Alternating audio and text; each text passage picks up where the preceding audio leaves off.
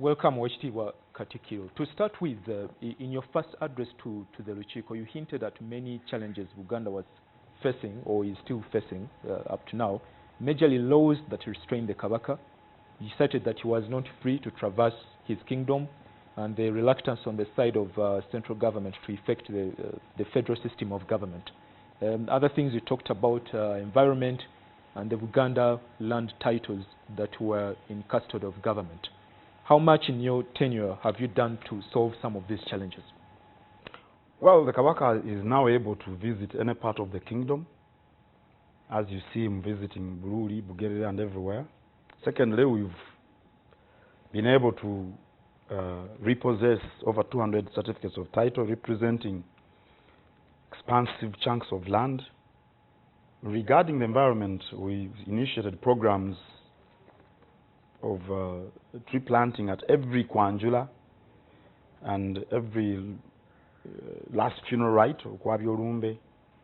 Of course, federalism is one of the tenets which we aspire for, and I'm very confident at a certain point in time we shall be governed under a federal system of government. But for the moment, we had to lay emphasis on certain key areas which we thought can't wait.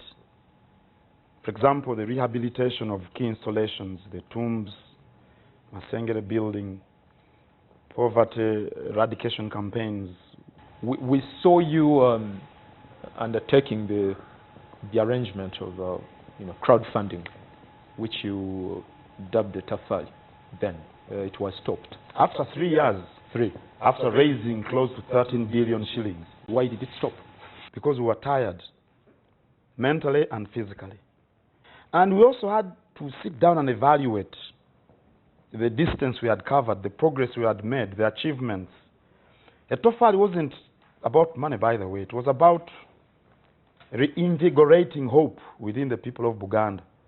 Making them believe in themselves, the ability to carry out projects on their own without waiting for handouts.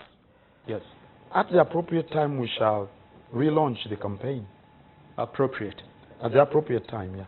Maybe 1 year, 2 years to come? You'll get to know. You're a journalist. You'll be the first people to know.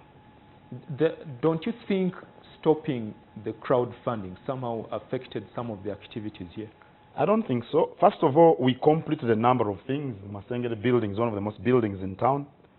The perimeter wall at Kasubi, the houses, many houses within the tombs, and even the reconstruction of the mausoleum is going on. Major achievements. We've got a TV station and all these things, and started companies. You strongly hinted at transparency and accountability of Werufu. Are you satisfied that this has been achieved in the last 4 years? We've made some progress. We haven't traveled as far as we would like, but we've set up systems upon which we base our transactions, right from the Gombolas, the Sazas, and the ministries here, the different kingdom companies and organizations. They all must follow systems. That's what we're working on. We've set up the Office of Kalondo's, auditor if you want in English, and it's working and superintending the operations or transactions within the kingdom. Could you briefly describe for us the working relationship between Mengo and the central government? Why? Previously, it has been known in some quarters that certain categories here, some of them are opposers of the central government, opposers in quotes. The kingdom of Buganda is a live factor in the body politic of the country. And of course, we do realize that there's a central government. So I respect the leaders in the central government, and I hope they respect us. And we meet and talk and discuss the challenges. I don't agree with much of what goes on in the government, but it's not my job to turn myself into some kind of opposition leader. Because many people within the government are supportive of what we do here.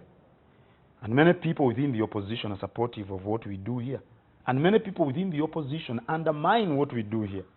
And many people within the government circles undermine what we do here. So we work with those who appreciate our interests and aspirations. Recently we saw the Kabaka and you, after we learned that you visited the State House, the President of course, and there has been talk that probably Chapa Mungalo was part of the agenda that day you were there. That's absolutely untrue. This has been our program from the time we started the registration of Bibanja owners. We felt that we should go all the way. If somebody registers him or herself as a tenant on Kabaka's land, if he or she desires a title, we should give it to him. As simple as that. And the program started way back when we started the Bibanja registration exercise. The president didn't even talk about it. I'm not even sure he was aware we were going to announce it. This campaign for leasehold titles has raised a lot of controversy. Do you agree? No, I don't agree. It has been turned into controversy by the self-seekers. Those who get their titles first, and they don't want their neighbors to get the title. A certificate of title is always a better claim than a non-registered land interest. Even a child should know that. The people who are against it, because they see it empowers people, are the same people who are opposing a Tofari. As we talk, is it returning any results? Are people coming in to get? I don't know the figures, but by last titles? week, I don't have the figures, but by last week, about 300 people had registered themselves for being given leases, and they're going through the processes. It is definitely going to be successful because it is good. But there is a lack of sensitization. That could be so. We shall continue to sensitize them. Because people do not seem to know that there is a automatic renewal in this arrangement. At least the voice is coming out. Well, the government issues leases. The districts issue leases. The Catholic Church, the Anglican Church, all these people issue leases. In Sambia Police Barracks was issued a 60-year lease by the Catholic Church.